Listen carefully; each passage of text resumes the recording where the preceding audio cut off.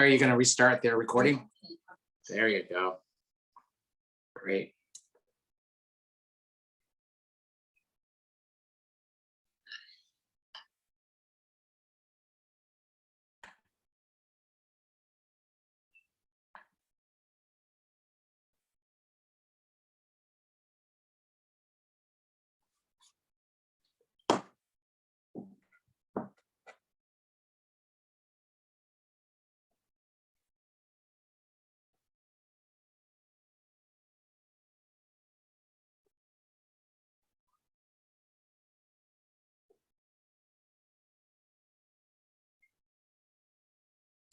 Okie doke.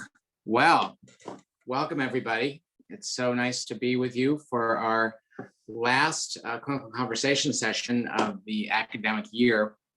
As you know, well, first of all, I'm Barry Servette, and I'm the medical director for MCPAP.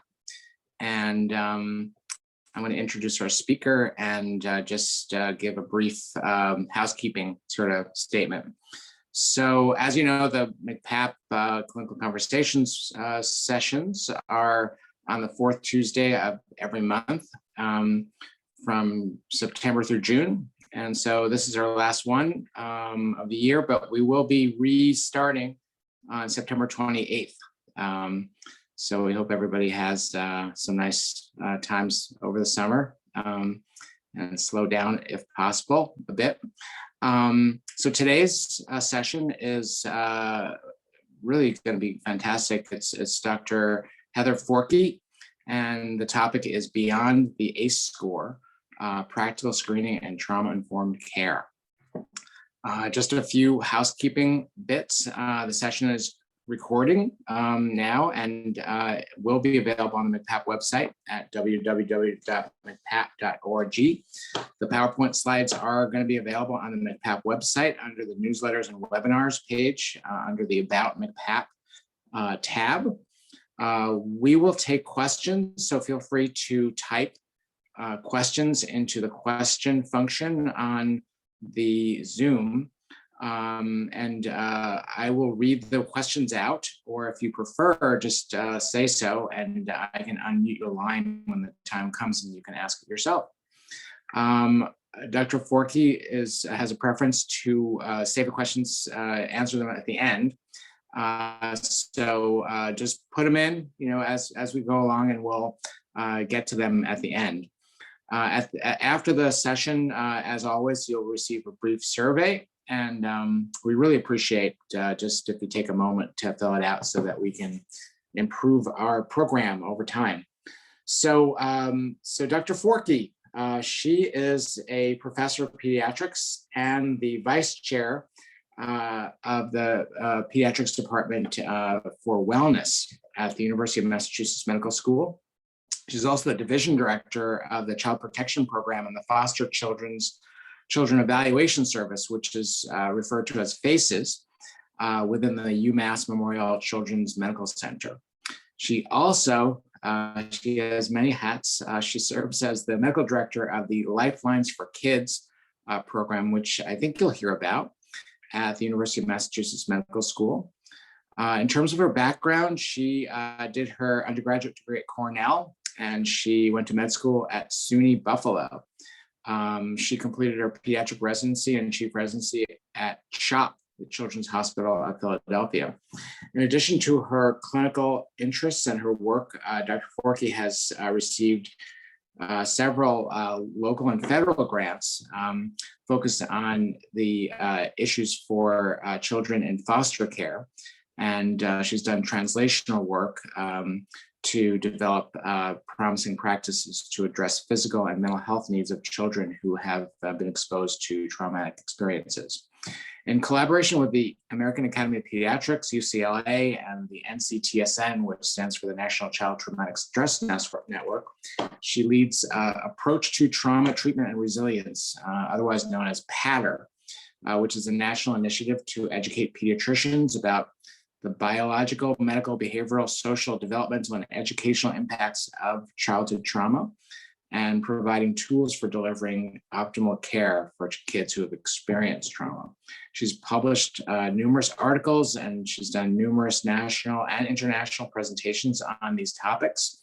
And she's a leader within the NCTSN and the American Academy of Pediatrics on issues related to foster care and child trauma. So with that, I will turn this over to Dr. Forkey, and thanks again for joining us.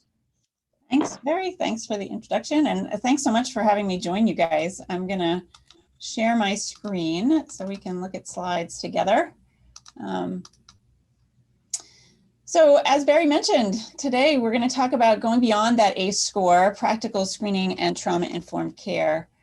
You know, the things that I think we should touch on today is what the heck is trauma-informed care? I mean, isn't this what we already always do? What does trauma do physiologically that leads to some health consequences? How would we practically provide trauma-informed care if we were so inclined? And then what's all this hubbub about ACE screening? There's been a significant amount of conversation about this. Know Your Number is a new campaign.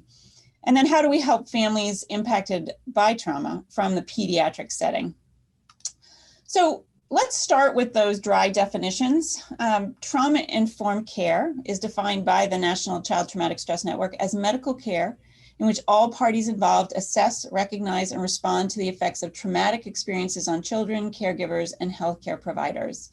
SAMHSA has come up with what they consider the 4 R's of trauma-informed care, which are to realize the widespread impact of trauma and path to recovery, recognize signs and symptoms, respond in not just our care, but policies and procedures as well. And then resist re-traumatization for kids as well as the adults who care for them. And I think it's fairly simple for us to sort of lay definitions up there, but it's also, it's harder to take these kind of concepts and put them into like, what does that mean for me? So that's what today is about. I think the other way I think about trauma-informed care is that it's this understanding that the traumatic behaviors, the mental health consequences, the physical health consequences are known and expected responses to trauma, and that we need to treat them as such and not consider them willful or punishable actions. I think realize that first R from the SAMHSA definition comes out of the Adverse Childhood Experiences Study, which by this time, if you're listening to me, you've probably heard of before. This was the study done in 1998 by Anda and Folletti, and it was one of the first studies that identified the link between early adversity, and what they had done was a survey of adults who had Kaiser Permanente health insurance, asking them, these 17,000 adults, what bad things happened to you in childhood? They gave all of these adults who had Kaiser Permanente health insurance, so these were mostly white, mostly middle class, mostly employed people from California, and they said, let's ask them what happened to them. Everybody gets a score of the bad things that happened from a scale of 0 to 10. And then they connect what that score is to health outcomes of these adults. And so what was interesting about this ACE study was, for the first time, we document that many people have had a lot of bad things happen to them in childhood.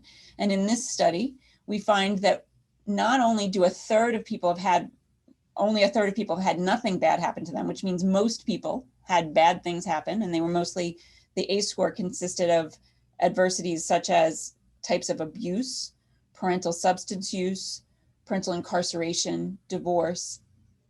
But ultimately, the other interesting thing was that 1 in 8 people had had 4 or more of these bad things happen to them. So we really began to focus on what are these bad things that happened to people. We didn't realize so many bad things that happened to people when they were children. The other thing that this study really did a great job with is that it linked this ACE score, these bad things that happened in childhood, with adult health consequences, and showed that there was this dose response correlation between physical health consequences, but appropriately for this conversation, significant mental health consequences for adults. And they showed that there was the prevalence of mood disorders, anxiety disorders, substance abuse, impulse control, as well as a number of health consequences, all increases as your adversity experience in childhood increases. And so again, we were kind of pulled back to this idea of bad things happening and focusing on that. What I would suggest is that we already, as we are doing this study or hearing about this study, we're forgetting that there's a lot of people for whom bad things happened that didn't go on to have these health consequences. And we sort of lost sight of that as we were moving through the research. Because what really matters is the fact that sometimes these bad things happen and there's a consequence to the physiology of the child that leads to what we now know are these health consequences in adulthood. But sometimes those bad things happen and kids are resilient and they don't have these consequences. And that's, I think, where for us in pediatrics and pediatric mental health, we need to really be focusing our attention.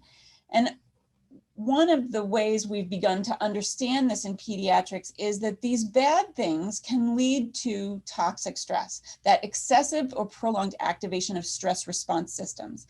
And it's that leads to health consequences. But toxic stress happens in specific instances in the absence of buffering protection from adult caregivers, right? So it's not just the bad things that happen. It actually has everything to do with whether those bad things that happen are buffered by the child's caregivers or other adults in their lives. So really, as we focus on this ACE number, it's almost distracting because it's pulling us away from the thing that you and I can impact, because we have a role with families and kids in working within these supportive relationships. In fact, the context is always relationships or the attachments children have. And that has borne out in the science that, in fact, the very reason why adversities harm us as humans has everything to do with relationships. Let me explain. When this study was done, and when you guys and I were trained, we were taught about stress responses, but we were probably, if you were like me, you were taught about freeze, that when there's a predator, if you stay still, potentially the predator will walk by you. So staying still is an option.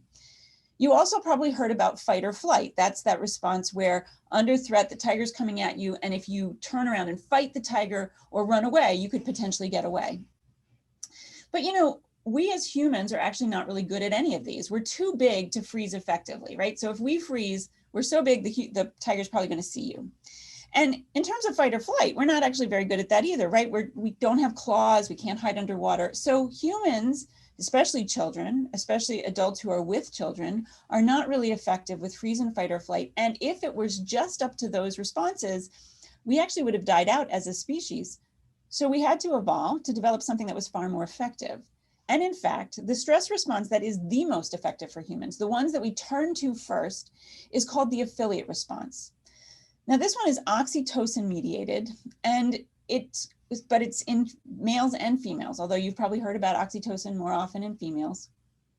But it has a profound role in threat. And what happens is that under threat, through oxytocin mediation, we actually look to each other. We say, hey, are there people here who can help me with this threat? And if there are people there who can help me deal with the threat, I draw those people toward me, and we work together to come together to deal with the problem.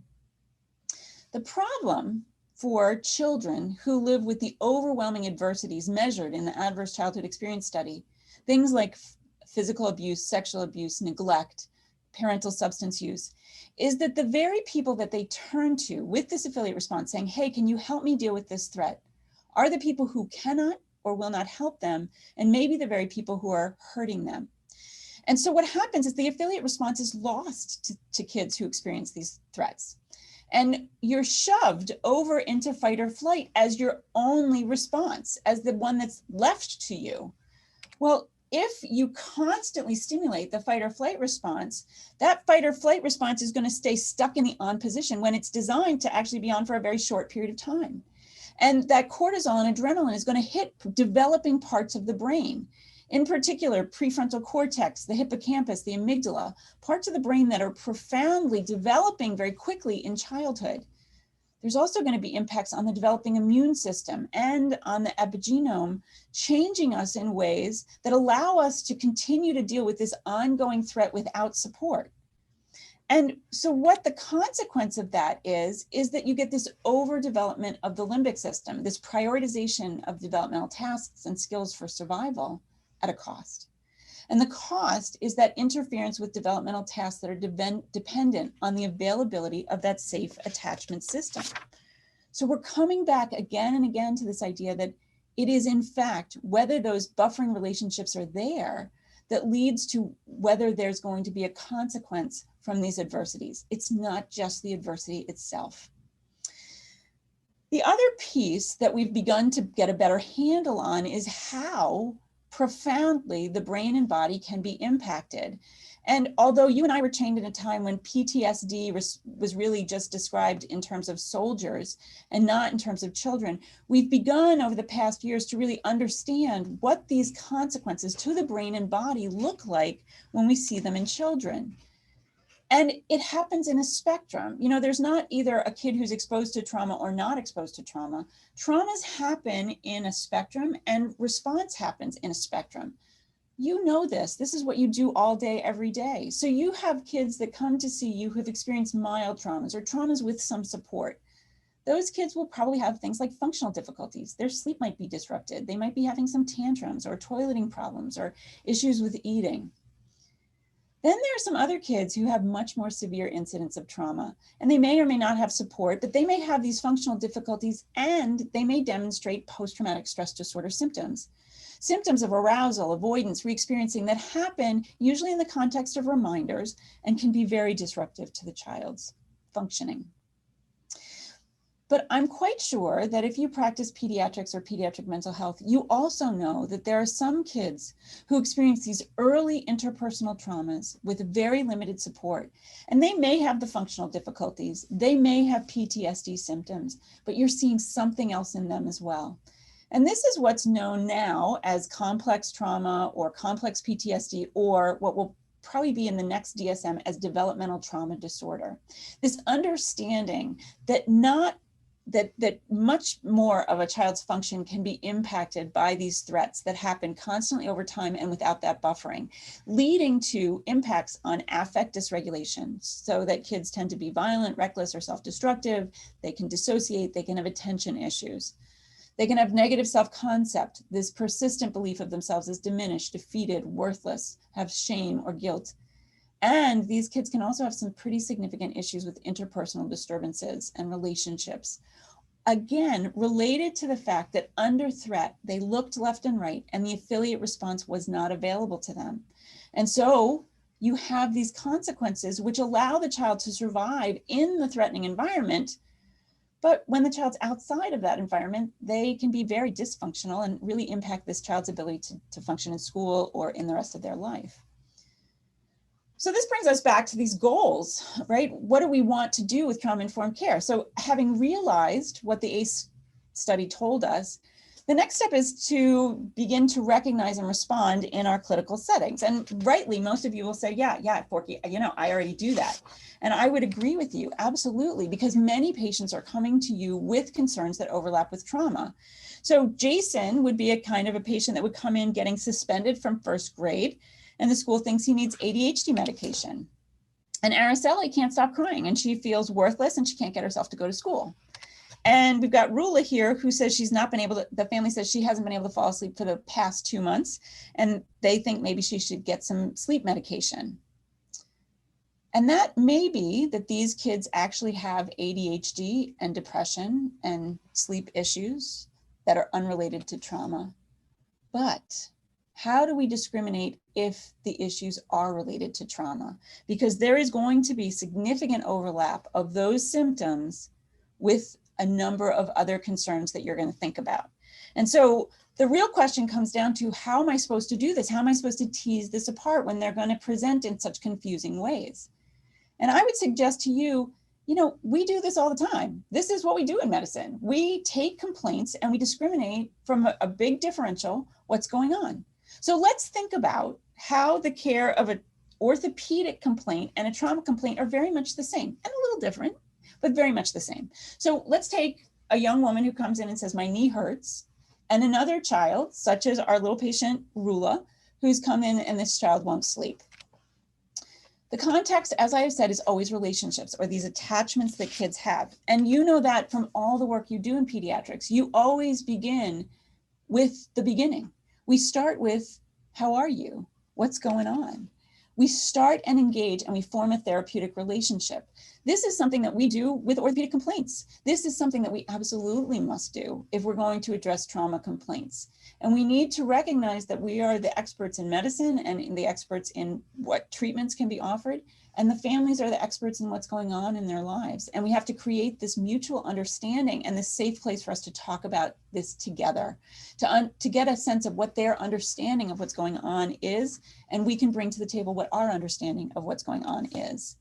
So we do this with orthopedic problems all the time. Oh dear, how did that happen? Boy, you look like you're in pain. Tell me how that happened. Of course, we will do that with sleep too. Oh, not sleeping, how exhausting for you. Can you tell me more about when that started? Let's think about this together. And as you do that introduction, I know you are in your head starting to check things off. Tick, tick, tick, tick, tick, tick. With the orthopedic complaint, you're thinking, did this kid have a trauma? Bang, and you're bringing up a differential. You're also thinking, could there be a non-traumatic cause to these symptoms? We can do that with these traumas that we're talking about as well. Was there a single incident that happened? Is there chronic ongoing trauma in this family? Does this child have developmental trauma disorder that I've never really appreciated before, and this is how it's presenting for me? Or does this sleep problem have nothing to do with trauma? Is this environmental, or is this kid got some other issue going on that's keeping her from sleeping? So what do? We start with history of present illness. We're going to ask questions about the pain, where it hurts, when it hurts, how does the pain feel, things that cause it to hurt, new illnesses or meds. And we will ask the question, was there any trauma that happened to this knee? Similarly, if people are coming to us and we begin to think, could this be traumatic in nature in terms of emotional trauma?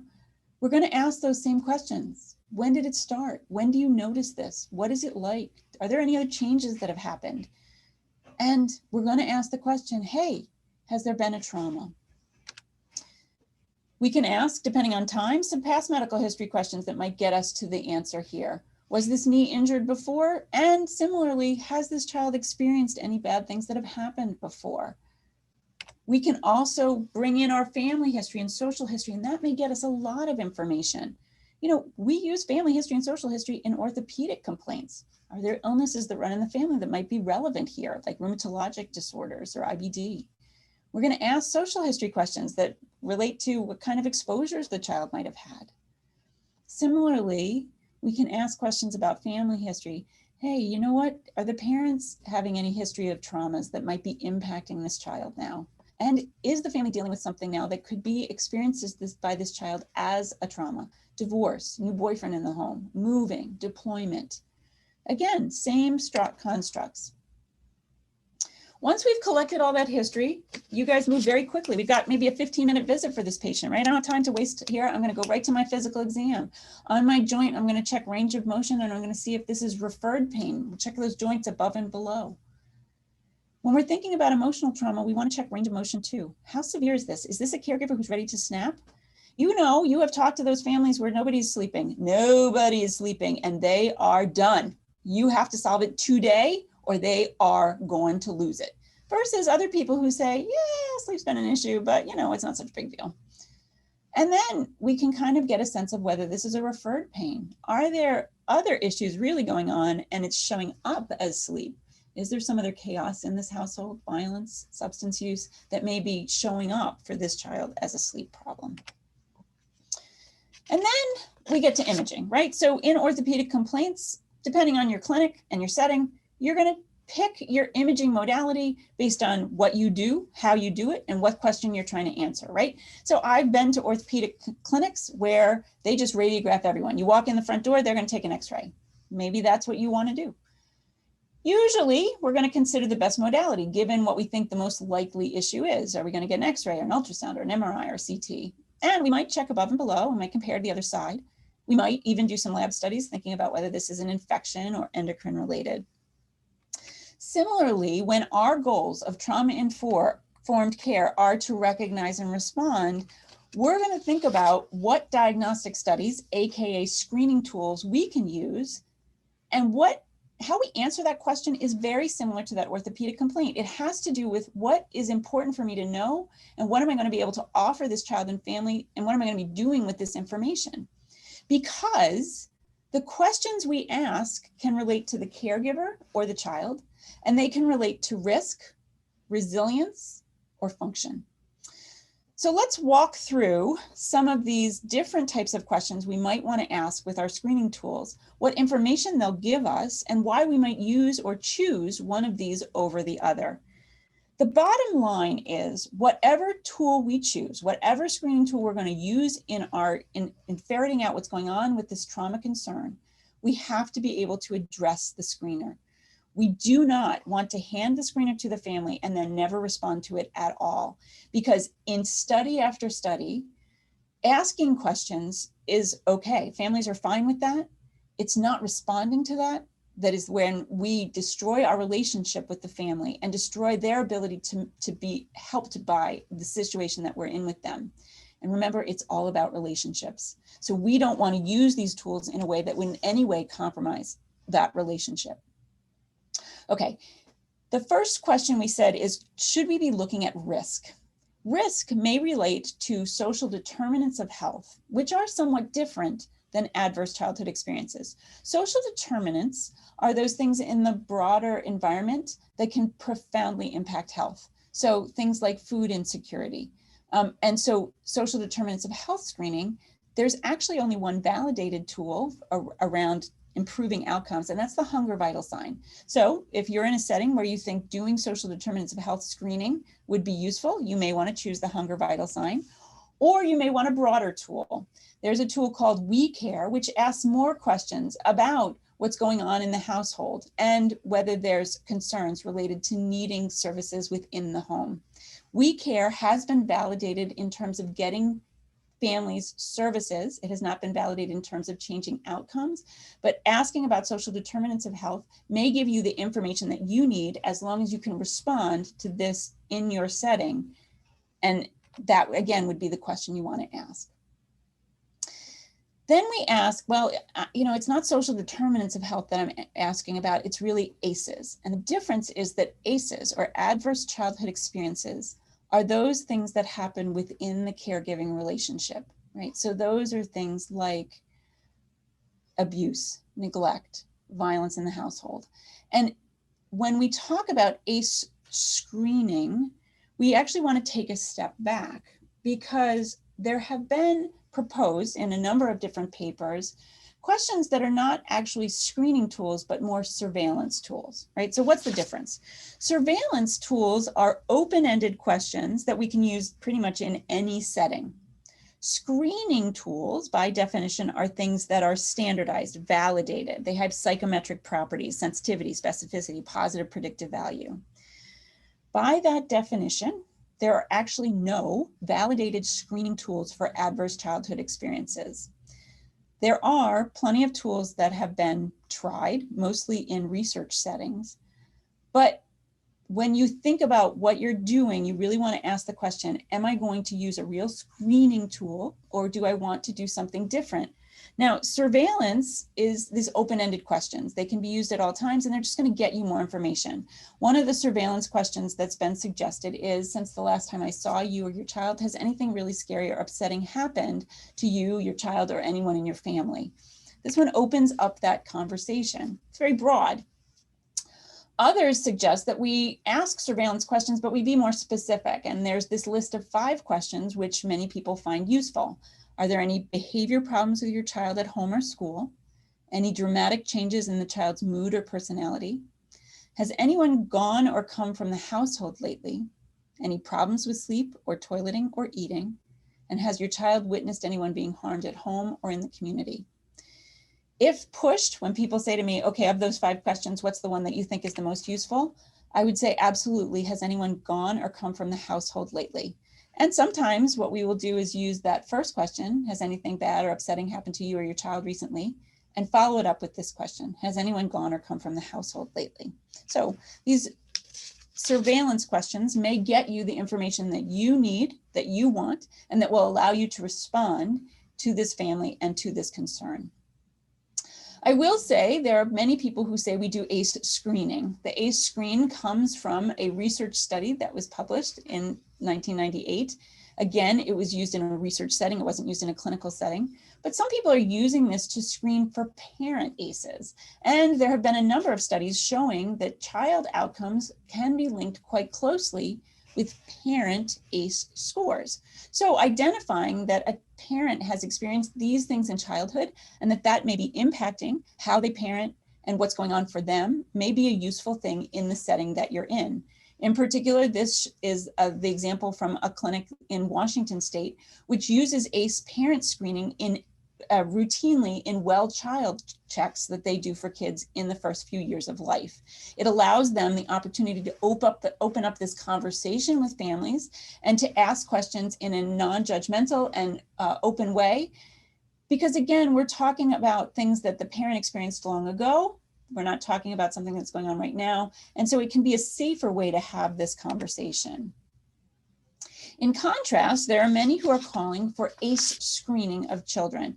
In particular, in California, they've introduced a screener called the PEARLS, Pediatric ACE and Related Life Events Screener, which takes the original 10 ACE questions and puts it into a screening questionnaire asking how many of these has your child experienced.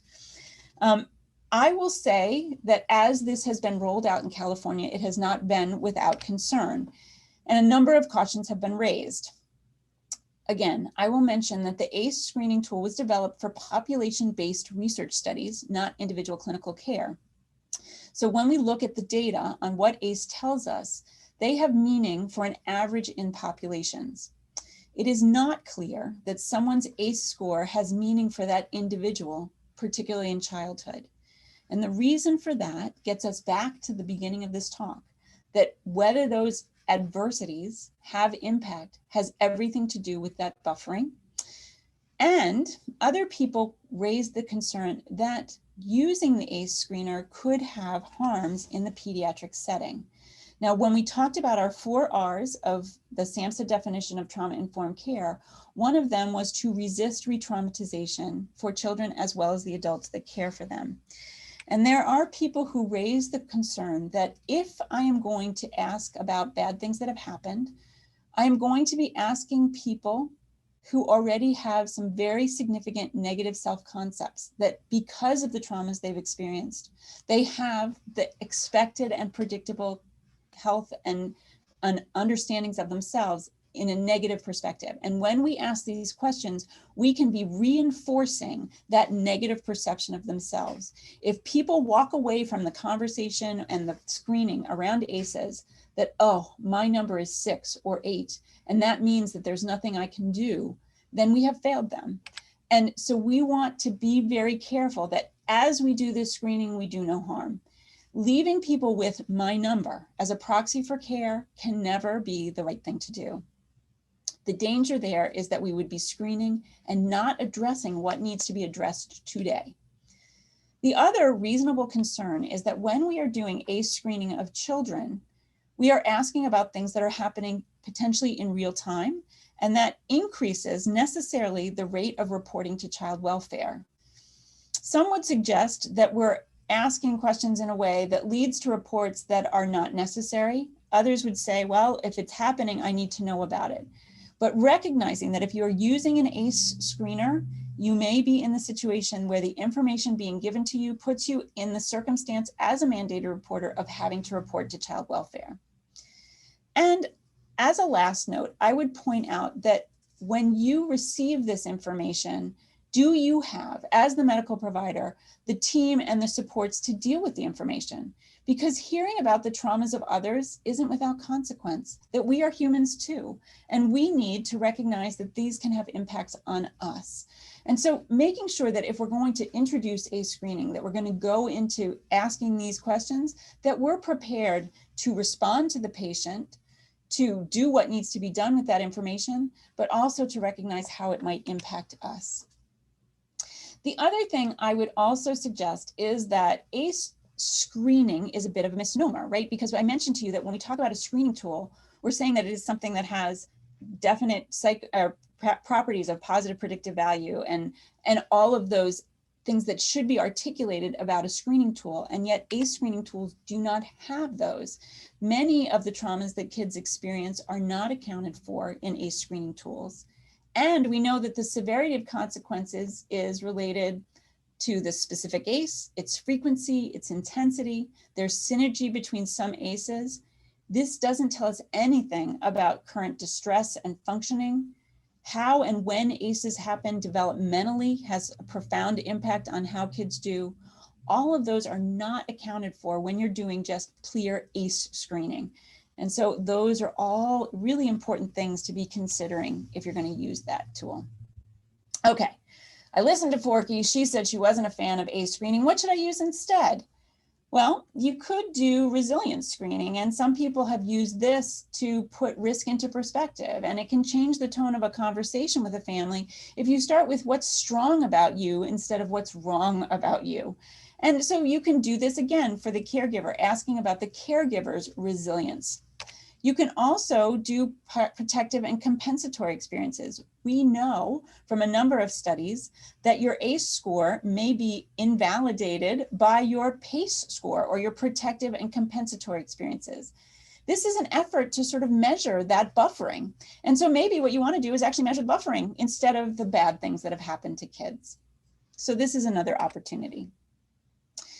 I would suggest that in the setting, as I've described it, where we have comparing the orthopedic complaint to the sleep complaint, I actually don't want to ask about risk or resilience because it's not going to give me the information I need to deal with this today in a 15-minute visit. And what I really want to know is what is this child's function and symptoms, and so I can respond to those. In fact, there are a number of tools that get us some information about function. There are post-traumatic stress disorder screening tools, and the UCLA Post-Traumatic Stress Disorder Reaction Index is one of the best studied, but it's a little tricky to use, it's hard to get. And so colleagues of ours at Intermountain Health in Utah took the UCLA Post-Traumatic Stress Disorder screening tool, and they made it much more user-friendly. It's available to you for download for free, and I've got the links here.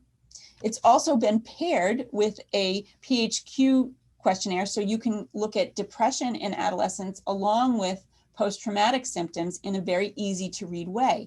And let me show you, scoring on this is actually very easy because what they've done is they've made it so that you can see whether there are mild, moderate, or severe symptoms in your patient just by glancing at the screening tool. Importantly, the folks at Utah took and added to the UCLA PTSD reaction index to create this. They added the suicide question from the PHQ-9. As most of you know, suicidality is much higher in kids who've experienced trauma.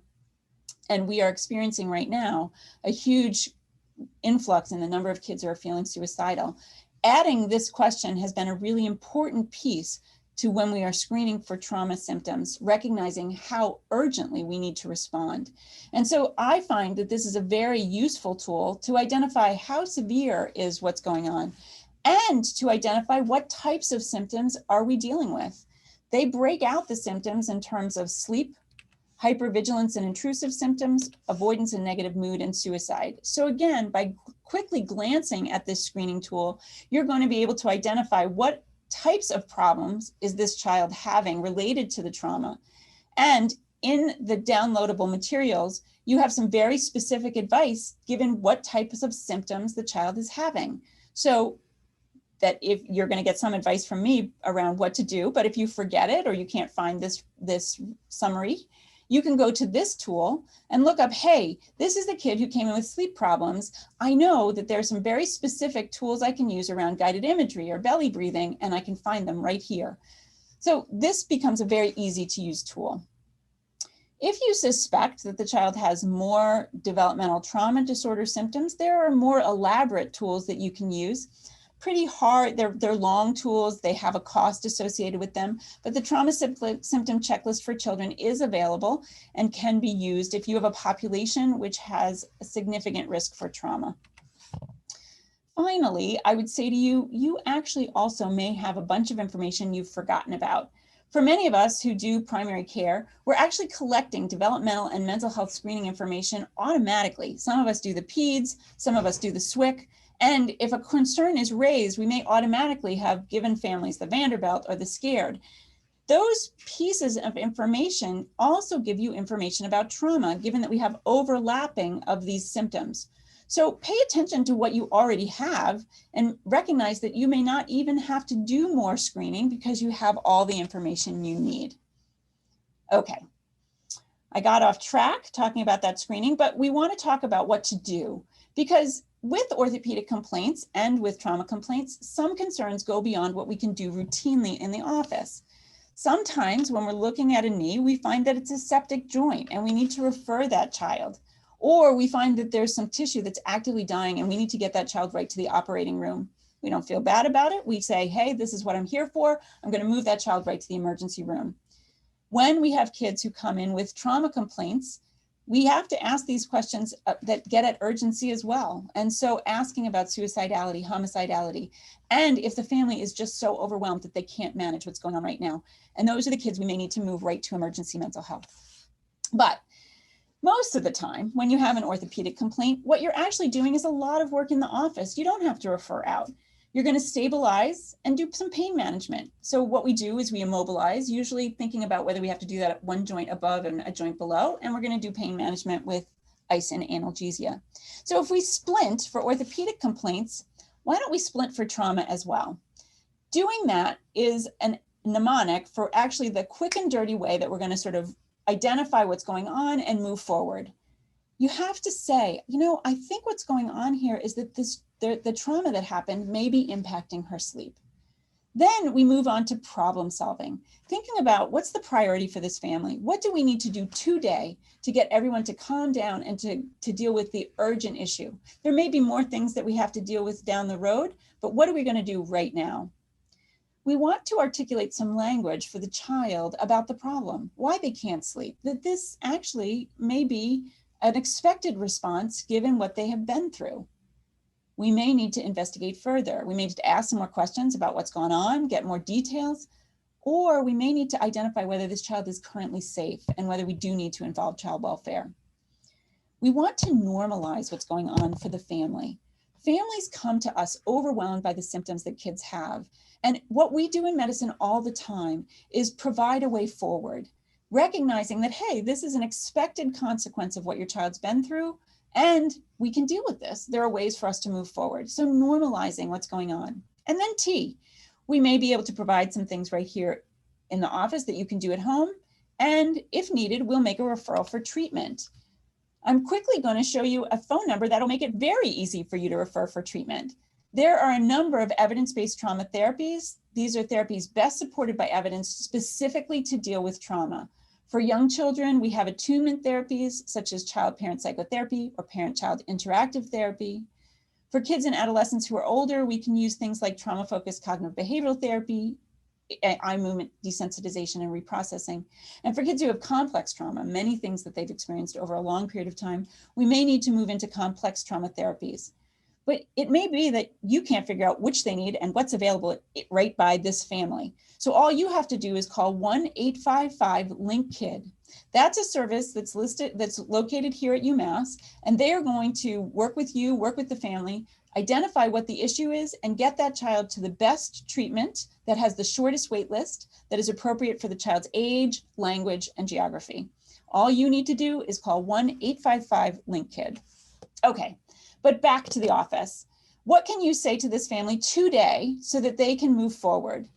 Well, when we're talking about orthopedic complaints, we use the mnemonic RICE, right? So rest, ice, compress, and elevate. I don't think about it. I just do it, say it to the family, and then they have things they can do at home that are going to make it feel better. If one carbohydrate is good, let's use another carbohydrate, pasta, for our trauma problems.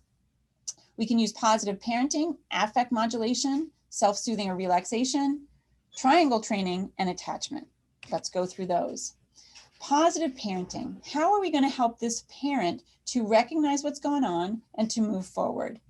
And I actually do positive parenting easiest with my R's again. Not 4 R's of trauma-informed care, but 3 R's of reassuring, restoring routine, and regulating.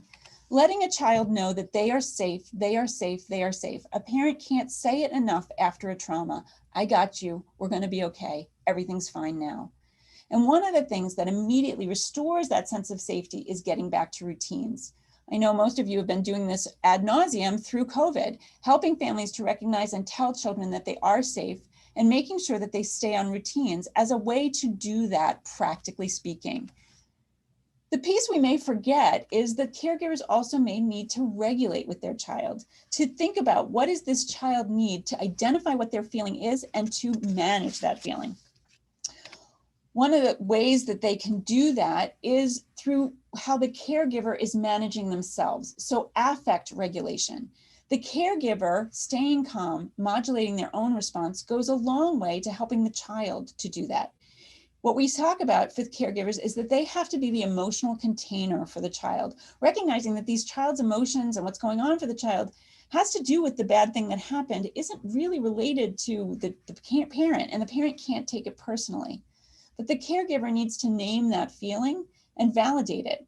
For many kids, they won't have the words for what's going on. So we can help them with, what's the color that you might feeling? Is this a red emotion? Are you feeling very orange today? And then giving that child some skills in order to help manage that feeling. That can be through self-soothing. We can use all 5 senses by doing things like smelly soaps, by using our vestibular system to rock or to dance and to calm ourselves down. We can use deep proprioceptive centers with weighted blankets or weighted vests, again, to help calm kids down. We can do things with touch, like beads or squeezing balls. We can do things with sound, having kids listen to playlists that help to calm them down. But walking through with the family, very practically, some self-soothing techniques to help that child to regulate. We can also talk about the triangle, the cognitive triangle. You know, most of the time families say, we have to be able to manage this behavior. Well, we do, but we have to recognize that behavior doesn't come out of nowhere. Behavior is actually the result of the thoughts and the emotions that are behind that behavior. When I show up at home after a bad day and slam my bag down and yell at my children, it has nothing to do with my children. It has to do with thoughts and emotions that happened at work. And so I have to go back to those thoughts and emotions so that I can manage the behavior. For kids and families, recognizing that when they see a behavior, taking a step back and thinking about what are the thoughts and the emotions that led to that behavior is where we want to start that conversation. And what that will involve is the caregiver taking a step back, recognizing that they need to get curious and not furious with the behavior, and thinking about what it was that happened before that behavior that may have led to a thought and an emotion that led to the behavior. This gets, again, at those relationships or those attachments that kids have, attachments that you promote and you support with every interaction you have with families in the office. You are providing the caregivers with the empathy that they need so that they can provide that to the child. What we are doing fundamentally in trauma-informed care is changing the conversation from I must fix you to I must listen and understand you. And I must listen and understand the situation that you are bringing to this conversation. When we open up that space for the caregiver, we then provide them with the opportunity to open that space up for the child, giving them that confident expectation of recovery so that they can move forward as they would have with a simple orthopedic complaint. All right, so I'm going to stop here, having boiled this down to its incredibly rudimentary components, and see if you guys have any questions. All right, so thank you so much, Dr. Forkey. We do not yet have any questions. I'll just kind of remind you or remind the audience that in addition to the resources that Dr. Forkey shared with you, definitely encourage you to call McPap, when you're, trying to do some problem solving and trying to figure out what to do, for kids presenting with, psychiatric symptoms in the context of trauma, that sort of stuff. The other thing is that we recently rolled out a guideline, and we had clinical conversations recently about treating PTSD in kids, and in our guideline, we actually the tool that Dr. Forkey recommended from the University of Utah and Intermountain Health is excellent. It's not the same tool that we recommended in our guideline, which is okay. But just to let you know that ours is somewhat similar. It actually is a 2-part screening instrument an assessment tool that helps to identify traumatic stress exposures and then moves into different symptoms of trauma related kind of psychological and functional and behavioral symptoms. So it's called the CATS. And so I don't know if you have any thoughts about the CATS, in comparison to the tool from University of Utah, but I wonder if you could speak to that as a first question. Yeah, I mean, I think the CATS is also an excellent tool. I think one of the, this is like anything else we do in pediatrics, right? You get used to one that you're comfortable and familiar with, you use it, you get comfortable with how it works, how to explain it to families, and how to interpret it.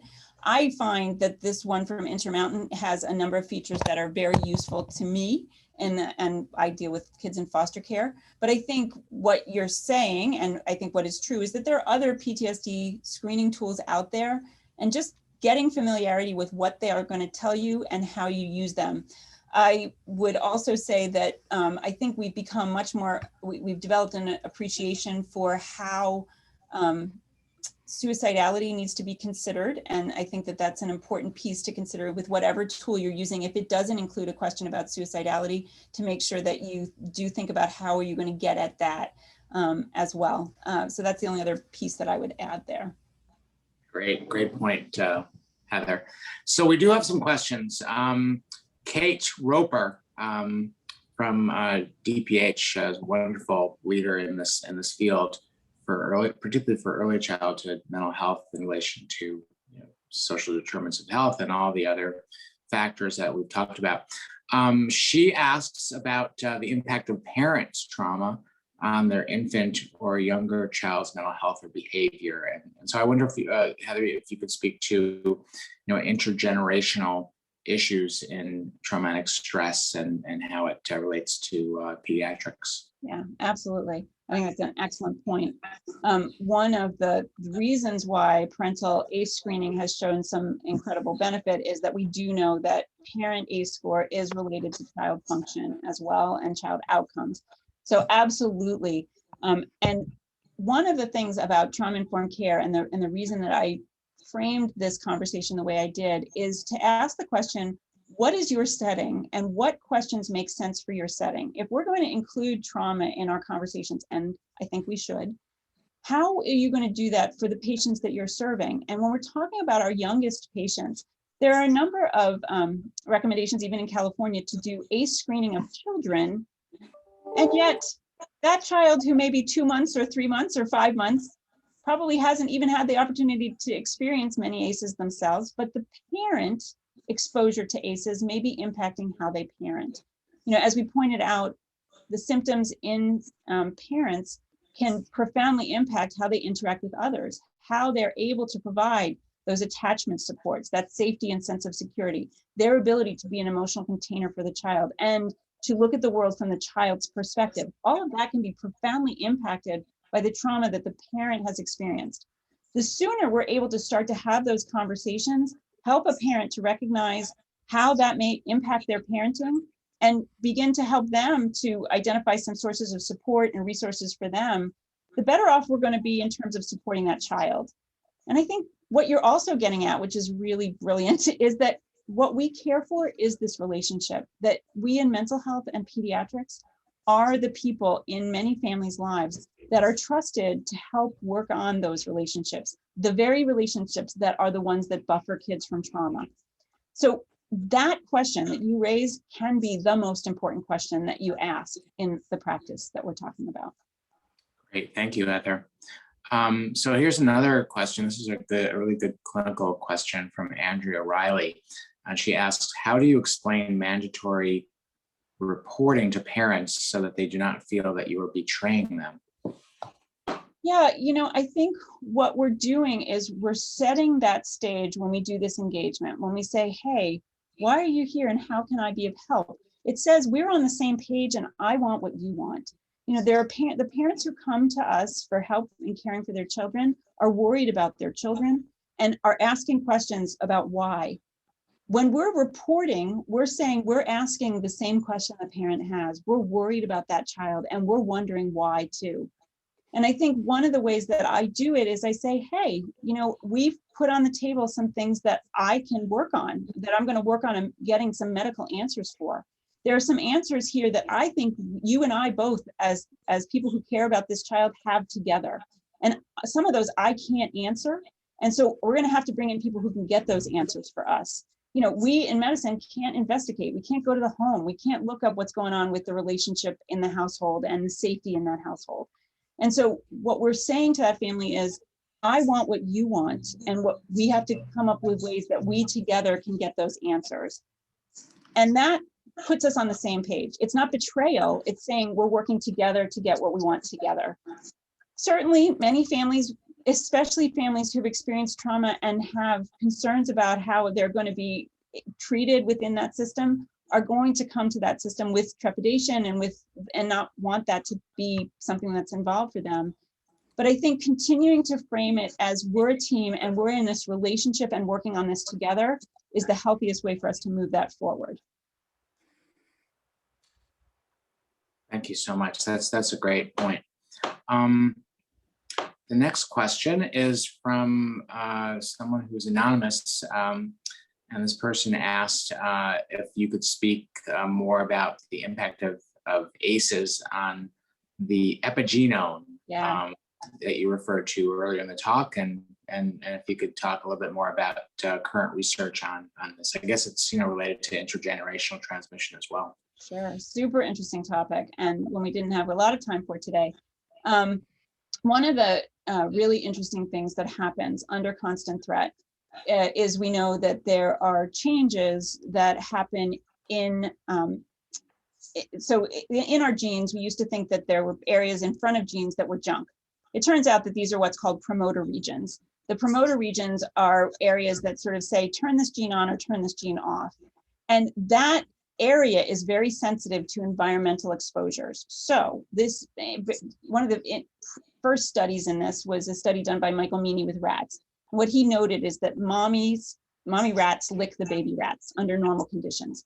But if mommy's under threat, she stops licking her baby rat. If she doesn't lick the babies grow up to be very anxious rats, very nervous rats. And even if they don't live under conditions that are threatening or harsh, they will not lick their own babies. But if we take those babies and we give them to mommies who do lick them, foster mommies, they can grow up to be totally normal, non-anxious rats. And what they found is that for the glucocorticoid receptor, right? So normally we make glucocorticoids under threat. Those glucocorticoids are pushed out by our hypothalamic pituitary adrenal axis. There's glucocorticoid receptors on the brain that say, okay, you've made it, shut the system down. That glucocorticoid receptor gene has to be made. It has to make the protein. If you're under threat, what happens is that there's a methyl group that blocks that gene from being made. So when mommies lick the babies, they're telling the baby organism, there's no threat here. And so the promoter region for the glucocorticoid receptor is freed up, and now the glucocorticoid receptor can be made. Under threat, the methyl group stays locked on there, and now, no matter how much cortisol you make, you don't have receptors and you can't respond to it. It turns out that there are hundreds of genes that are similarly affected by these threats or these things that are happening in a child's early life and impacting which genes are turned on or turned off throughout the lifespan. And that some of these can actually be passed on generation after generation. We know that Holocaust survivors, grandchildren have genes that were turned on or turned off based on the grandparents' experience in the concentration camps. So I think what's really fascinating is that there's a whole host of ways that trauma is impacting us at the gene level. And what we're studying now, are there medications, are there therapies, what things can we do to alter which genes are turned off and turned on? And this is a wildly fascinating area of research. There's papers coming out on it all the time. And I urge people to continue to pay attention, because this is an area that I think we're going to have pharmacologic and therapeutic options that are specifically targeted at whether we can turn these genes off or on. Wow, that was a great sort of brief answer to a really sort of significant topic, and that was a really nice synopsis of where we are. So a couple of quick quickies, I think. So there is a question about the ICD-10 diagnostic codes for trauma-informed care, or what are the ICD-10 codes, especially since we don't have developmental trauma disorder in the DSM. And so do you have any kind of coding recommendations, for, trauma-related psychiatric diagnoses?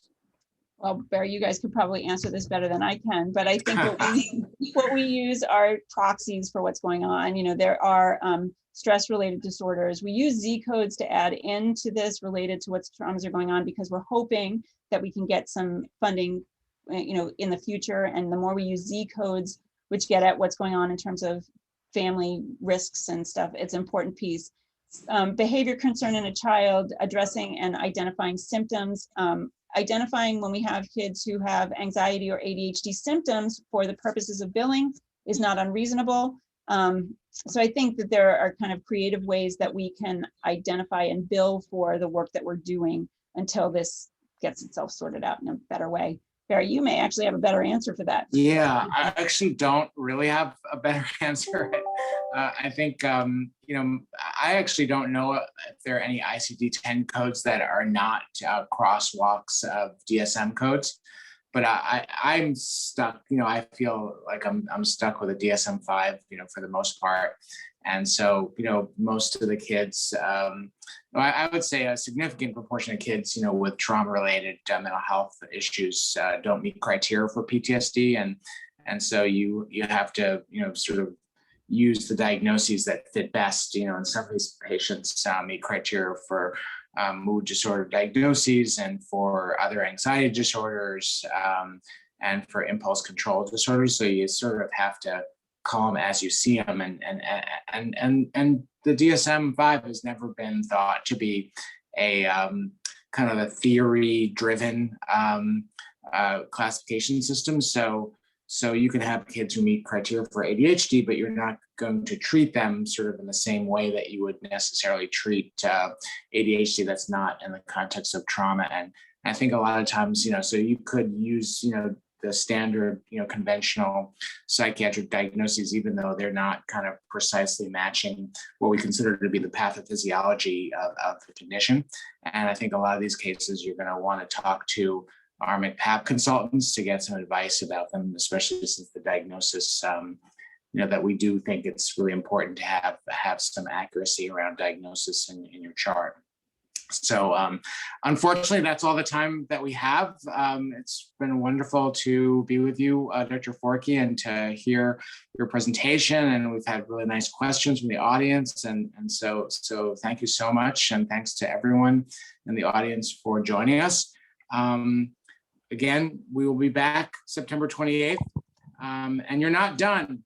Please fill out the little survey after you're finished, and then you'll be done and you can go back to your work. But thanks so much for joining us, and we'll see you soon.